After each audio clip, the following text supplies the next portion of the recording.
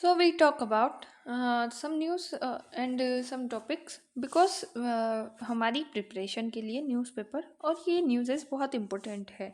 तो 10 ट्रेड यूनियनों के भारत बंद का मिला जुला असर, यूएस से ट्रेड डील के खिलाफ पंजाब में हड़ताल, देश में बैंकिंग सेवाओं पर असर नहीं है। यानी कि ये है इकोनॉमी से कनेक्ट करके हम इस चीज़ को देख सकते हैं। थोड़ा पॉलिटिकली जाएगा और ये जो कि हमारी यूपीएससी की प्रिपरेशन में है कि चहुमुखी कोई भी टॉपिक होता है तो उस पर रखना होता है।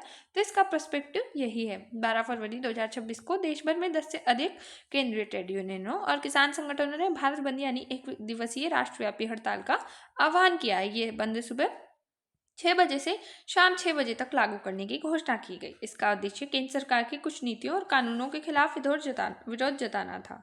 भारत बंद क्यों बुलाया गया? मुख्य वजह ट्रेड यूनियनों का कहना है कि कई नए श्रम कानून यानी कि जो लेबर लॉ नियम आया था और नीतियां श्रमिकों के अधिकारों को कमजोर करती है। किसान संगठनों ने भारत अमेरिका के व्यापार समझौते को भारत के कृषि हितों के खिलाफ बताया, इसका विरोध किया। विरोध में न्यूनतम मजदूरी, सामाजिक सुरक्षा और रोजगार गारंटी को मजबूत करने की मांग भी शामिल रही है। मुख्य मांगे 4 नए श्रम कोड को वापस लेने की मांग की गई है। भारत यूएस व्यापार समझौता हटाने का संशोधित करने की मांग की गई है। श्रमिकों के अधिकार, सामाजिक सुरक्षा और न्यूनतम मजदूरी जैसे मुद्दों का सुधार किया जाना आवश्यक है। भारत बंद का असर, क्या खुला क्या बंद है? तो बैंकिंग व वित्तीय सेवाएं यानी कि कई बैंक कर्मचारी यूनियनों ने समर्थन दिया, जिससे कुछ शाखाओं पर सेवाएं धीमी या प्रभावित हो सकती है। कई सरकारी बैंक ने पहले ही ग्राहकों को संभावित व्यवधान के बारे में चेताया। सभी बैंक पूरी तरह बंद नहीं हुए, लेकिन कैश काउंटर और क्लियरेंस में देरी संभावित है।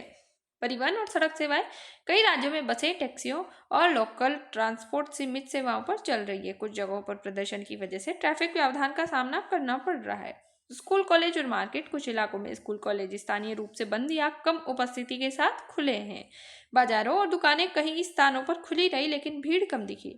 प्रदर्शन और रोड रियायत, तो कई शहरों और कस्बों में ट्रेड यूनियनें और किसान संगठनों के प्रदर्शन और नारेबाजी के दृश्य दिखे। कुछ जगहों पर रोड ब्लॉकेज और चक्का जाम की भी जानकारी मिलती है।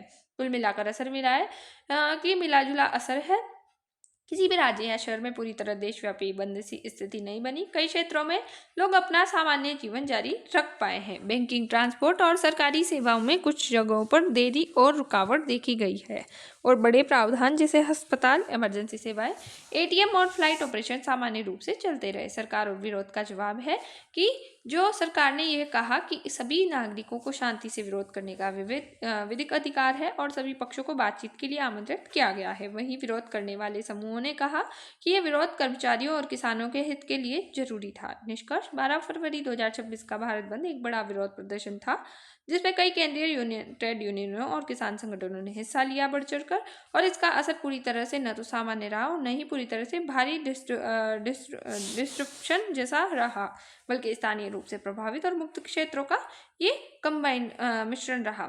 उसके बाद जो नागरिक है उन्होंने मिलने वाली सेवाओं को ध्यान में रखते हुए अपने काम और यात्रा की योजनाओं में सावधानी बरती है। जय हिंद, जय भारत। Thanks for watch.